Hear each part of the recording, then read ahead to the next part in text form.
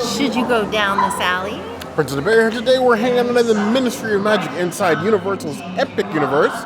Because we're headed to The Gobelet Noir. Yes, we're feeling a bit noir, so it's time, as your number one choice in foodie infotainment, to see what this place has to offer. Because we try these things, so you don't have to. Because remember, she's vegan, I'm not. Hopefully you don't lock me in there. It's time to foodie and chill.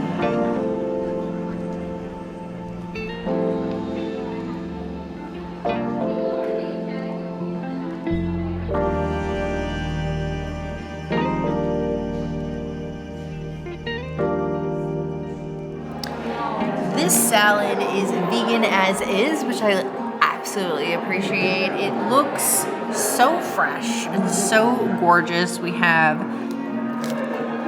blueberries, I believe. Well, you'll have already read the description at this point. I'm just guessing based on looking. We've got cucumbers, tomatoes. I see some cranberries. It's very easy to not get a lot in a bite. This salad is so fresh. It reminds me of the previous, old OG salad from Living with the Land when you were eating Garden Grill at Epcot. It just tastes like fresh. Like it just came from the earth here in the Wizarding World.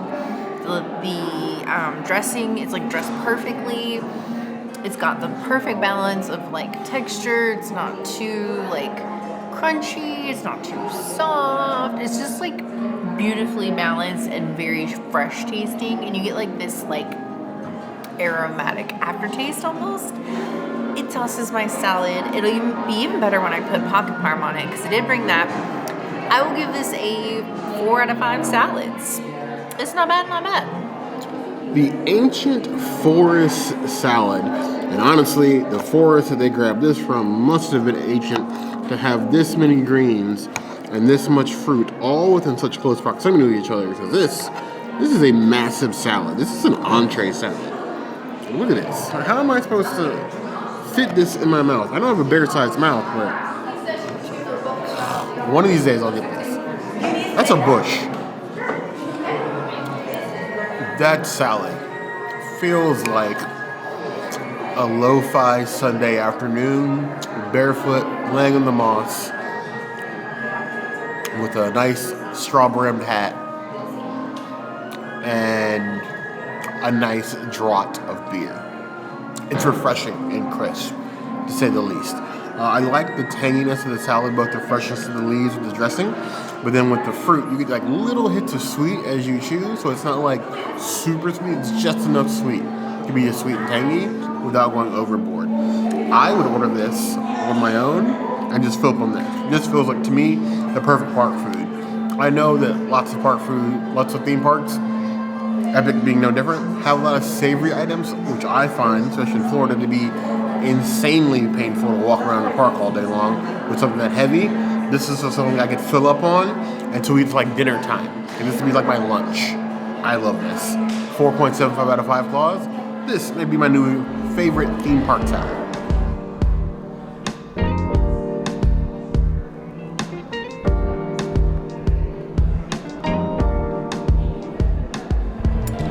This hulking monstrosity, cheesy monstrosity, is not only a German Bratwurst. We're sitting right across the alleyway from Nicholas Flamel's house here in the Gobelet Noir. This is the Wizard's Brew Bratwurst with caramelized onions and a ton of a Wizard's Brew beer cheese on top. This is a hulking, massive bratwurst. I thought this was going to be half this size. This thing is cheesy and gigantic, and I am definitely going to need a knife and fork. I am not getting this cheesy this early. And yes, for my own benefit, I did take a magic pill, and I am taking some of these onions off because those are not going to sit well. Beautimous. I will say, I historically have not been the biggest fan of tubed meats. They're okay. Hot dogs are terrible, sausages are better, bratwursts are king. If I have to eat a tube piece of meat, then bratwurst is probably going to be my choice. I was expecting some sort of ho-hum, crusty pretzel bun with a subpar bratwurst in there. Honestly, I thought it was going to be hot garbage. The food at Wizarding World, Diagon Alley, for instance, or even Hogsmeade, it's okay. But it's not like, oh my god, I have to have this food. This bratwurst with that Wizard's Brew beer cheese, you can really taste the Wizard's Brew and the caramelized onion. Delectable. Somebody cast a spell on me, or this is all magic, because there's just enough cheese in here to keep the bun soft, while also having that nice, well-cooked bratwurst and the onions on top. It's a mouthful of deliciousness. My only irk about this, and it has nothing to do with the actual bratwurst, is universal. You got to get your app right. Every quick service place in this park requires mobile order to order. The app crashes. There's been some places where you actually have to go outside to complete your order because either the Wi-Fi is not working or the app's not working. That is maddening. Other than that, it might actually be worth the frustration to just get this. I'm giving this a 4.75 out of 5 claws. It's a brat. It's Brat Summer. A little late, but Brat Summer.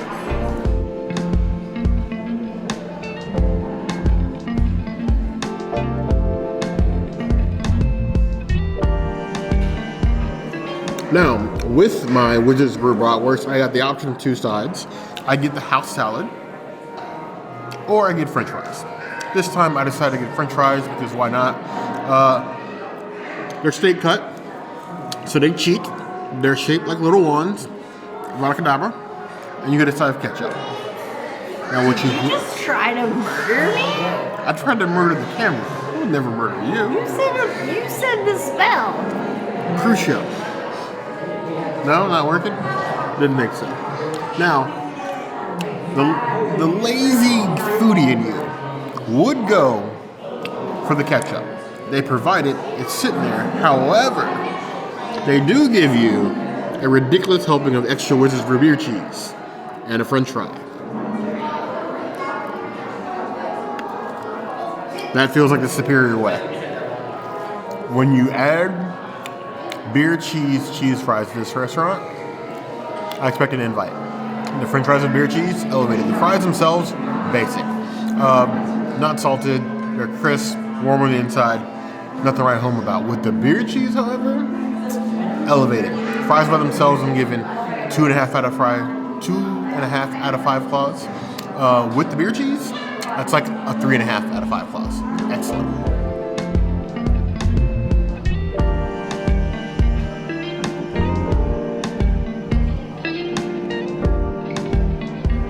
This is the lentil stew. I have so been looking forward to this stew. I wanted to get a croissant from the cafe across the street and eat it with the stew. Alas, they do not have any vegan ones right now, only the regular.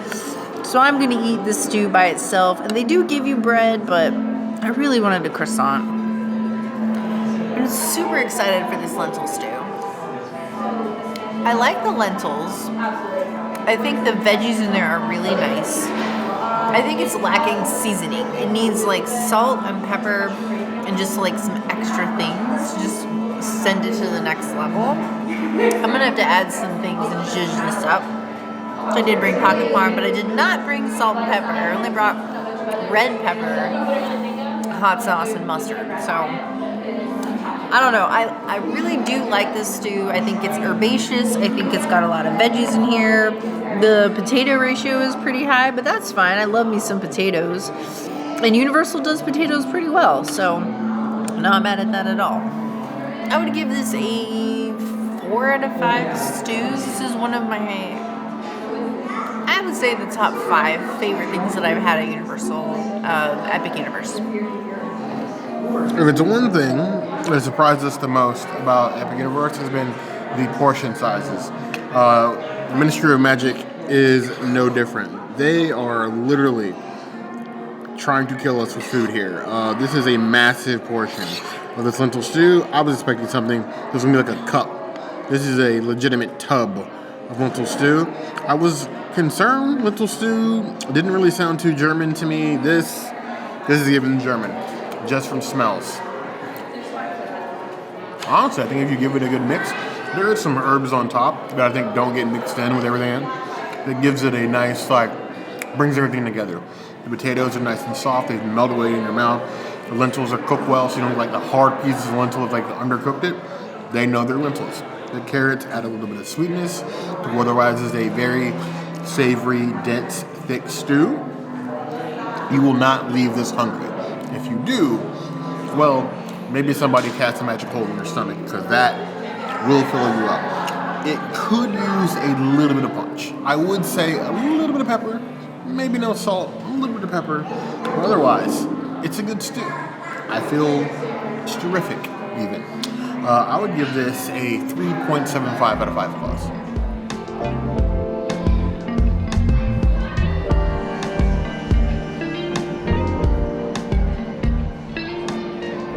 Here we have this massive, gigantic, stupendous, probably the name of the park, pork schnitzel on a plate with some gravy and some frites. And they even give you a little extra tub of gravy for you gravy lovers. If that's not enough, you got you some more.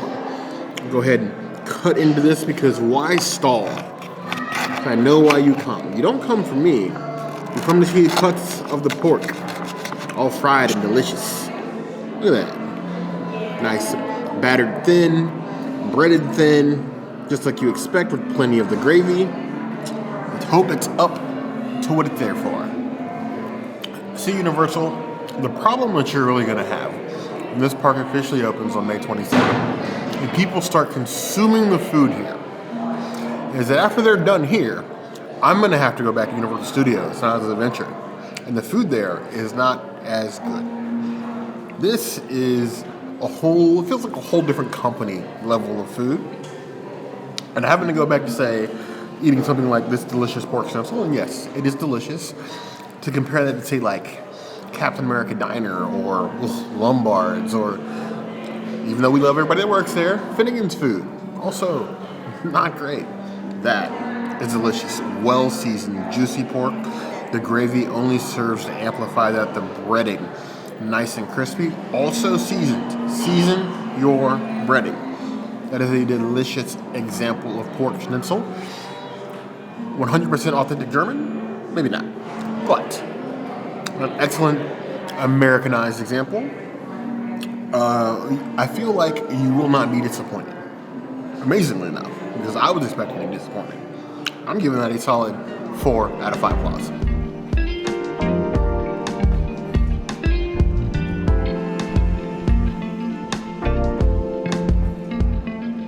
I'm so glad that the Wizarding World finally has vegan wines and that I can enjoy wine at every location, including this wine cellar that is bigger on the inside. This is like straight Doctor Who, even though we're in France.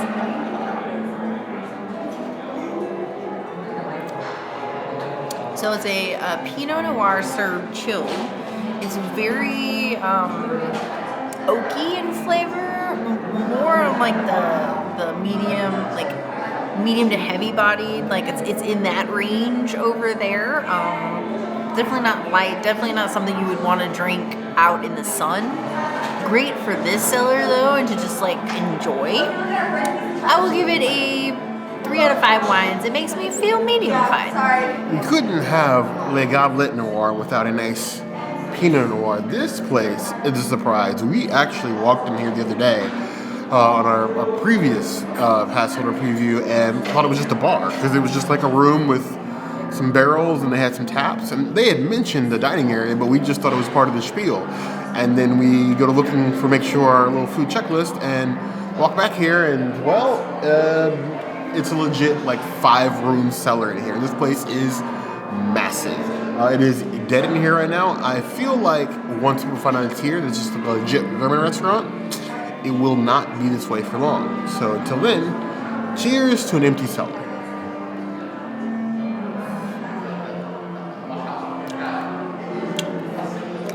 Okay, medium body, some layers to it. Ooh, little aroma floating up in there. A little back end, tasty. The princess is going through lots of these. I may not give this back to her. She can have my drink. 4 out of 5 claws.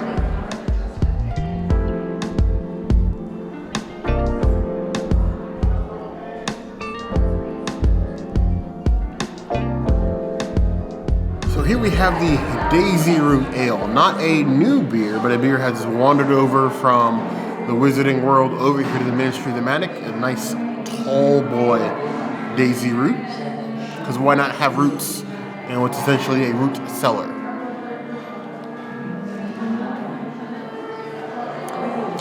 And this is one of the more floral and nutty Wizarding World beers. It's nice and light and crisp, and will go well with probably anything you do pair it with, but it's always better than Bud Light. 3.5 out of 5 claws.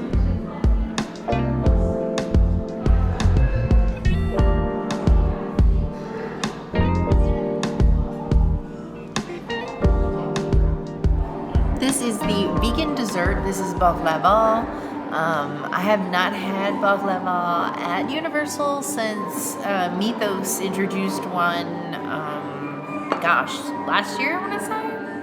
We went with Shelby Universal Land of Vegans. This one looks a lot prettier. I love this topping here. It looks like just very fluffy. You know, when you want the layers of like the puff pastry, and you want like nuts and all kinds of like beautiful layers, and you do have that here. You got like basically kind of like a turnover situation, but fluffy pastry on top. Universal really does vegan pastries like the best, so I'm hoping this is good. I feel like it's gonna be.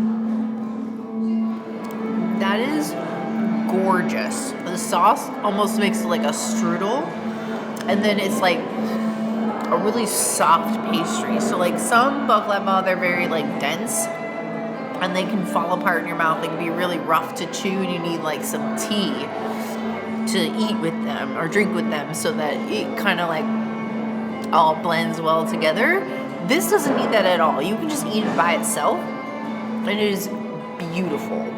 Probably one of the best theme park baklavas I've had, like ever. I would give it a 5 out of 5. It is a Princessities item. I love this. I love this. I hope they have more flavors in the future, especially butterbeer. Look at this delicious layered baklava with a little powdered pistachio on top in this sauce. This thing looks ready to lead me down a very dark path of deliciousness. Unlike the princess, I am not a dessert connoisseur. However, when you describe to me the ingredients of a baklava, the layers, the nuts, and the sauce, this is what my brain imagines it should taste like.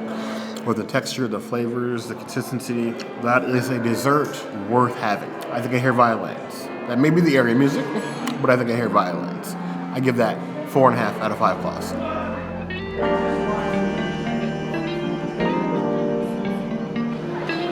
Our goblets were definitely full. That meal was a lot more filling than I expected it to be, and I loved it. I absolutely loved it. I think it's in the running for the best food place in Ministry of Magic. Yes. I know that everybody looked at the fancy cafe out in the main thoroughfare, but maybe you need to come hang in the dark alley for a little bit. Yeah, I agree. It's both cool in there, theming-wise, like I think far more themed than the cafe, and it feels a lot more Wizarding World in there. The food is filling, the portion sizes are ridiculous, and I'm going to need to walk with some of these calories now. I need a vegan croissant. She needs a vegan croissant. That's my only criticism. I don't know what you guys think. Croissant or not, even though you were welcome to give them shade for not giving the princess croissant. That's what she waited for all day, could not get it. Let us know how you feel about this place in the comments below. If you need to know where it is, let us know in the comments below, even though, like I said, it's in the alley across from Nicholas and Mel's house. We'll give you directions. But if there's anything else you can see us do, the comments are always a good place to find us. Hit the notification bell if you see other videos like this, and we have new videos 5 days a week. Monday, Tuesday, Wednesday, Thursday, Saturday. We will see you soon. Be sure to subscribe and like this video. And if you don't comment, well, Bear will yeet himself out of the Ministry of Magic and into Diagon Alley, and we won't know which flu powder he went. He'll just go diagonally. You heard the girl.